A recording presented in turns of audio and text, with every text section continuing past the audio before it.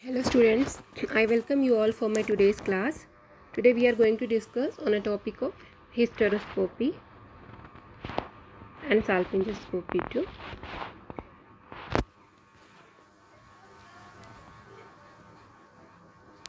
Yes, hysteroscopy. Hysteroscopy is made up of two terms. One is a hystero, another is a scopy. Hystero related with the hysterus. Hysterus means the uterus. Scopy means to visualize. Okay. So here the name itself suggests hysteroscopy means the visualization of the uterus or the uterine cavity. So hysteroscopy is the operative procedure whereby the endometrial cavity can be visualized with the aid of or with the help of fiber optic telescope or hysteroscope. The instrument used is called as hysteroscope. The uterine distension is achieved as common for the any type of hysteroscopic surgery or an endoscopic surgery. First of all, you have to create a pneumoperitoneum. So here also the uterine distension is achieved by the introduction of carbon dioxide, normal saline or the glycine. And the instrument is to pass transcervically, that is through the cervix we can pass the instrument, usually without dilatation of the cervix or the local anesthesia. However, for the operative hysteroscopy, either paracervical block or the general anesthesia is required. Diagnostic hysteroscopy should be performed in the postmenopausal period for the better view without the bleeding. So if you want to go for the diagnostic hysteroscopy, you can perform in the postmenstrual period, okay, because there are less chances of bleeding in the postmenstrual period. The chances of conception disturbance is also not there or absent. Recent contact hysteroscopy has become more popular since a distenting medium is not needed. The interpretation of the endometrial pathology is similar to colposcopy in that it depends on color contour and the vascular pattern. Coming to the indication of hysteroscopy, it has two indications, diagnostics and operative. Coming to first the diagnostic indications. In cases of unresponsive irregular uterine bleeding, to exclude the uterine polyps, submucous fibroid or the product of conception. So if the bleeding is there, irregular uterine continuous bleeding, and you are unable to diagnose its cause because there may be some intra-cavity pathology will be there, so like uterine polyp, submucous fibroid and the product of conception, in such cases you can go for the hysteroscopy. Congenital uterine septum in the recurrent abortion. Septum cannot be visualized by other methods or by other imaging methods like X-ray or the USG, so you have to go for the hysteroscopy. Missing threads of IUD, intrauterine device, can also be seen through hysteroscopy. Intrauterine adhesions like uterine synechia can be better visualized with the help of hysteroscopy.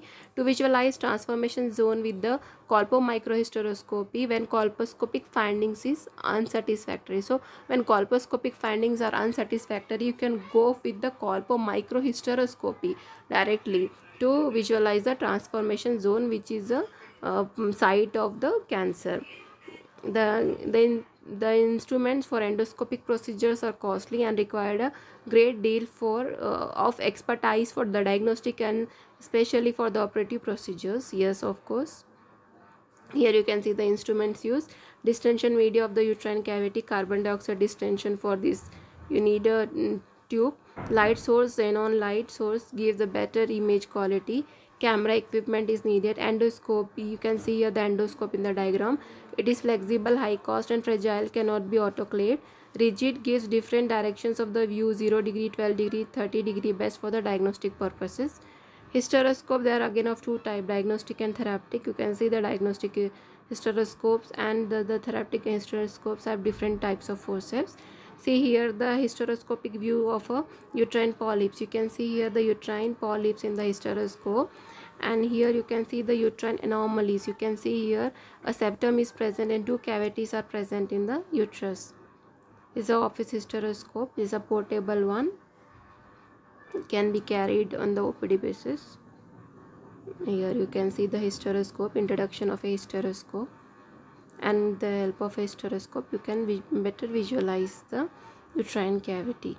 So this is the method of a passage of the hysteroscope. Next is about the salpingoscopy. Salpinge visualization of the uterine tubes are called as the salpingoscopy. Salpingoscopy. In salpingoscopy, a firm telescope is inserted. You can see here the firm telescope is there.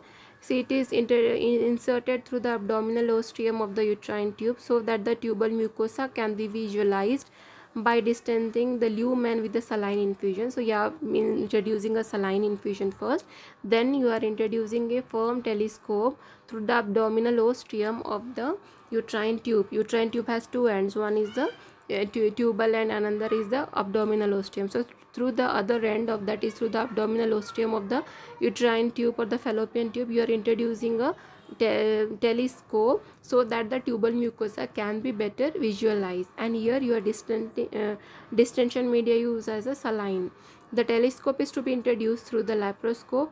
Salpingoscopy allows the study of the physiology and anatomy of the tubal epithelium and permits more accurate selection of the patients for IVF rather than the tubal surgery. So here it allows the study of the physiology as well as the anatomy of the tubal epithelium, and it permits more accurate selection of the patients for in vitro fertilization rather than the tubal surgery. Next is the cystoscopy. The cystoscopy means the visualization of the bladder. The main use of cystoscope in gynecology is to evaluate cervical cancer prior to staging and to investigate the urinary symptoms including hematuria, incontinence and fistulae. Culdoscopy is an optic instrument designed to visualize the pelvic structures through an incision in the pouch of Douglas or the cul-de-sac. Its use has almost been replaced by the laparoscopy. Nowadays it is not done. Proctoscopy and sigmoidoscopy for the rectal involvement of the genital malignancy. A digital examination or at best proctoscopy is usually adequate. And one more method is that is EUA, that is examination under anesthesia.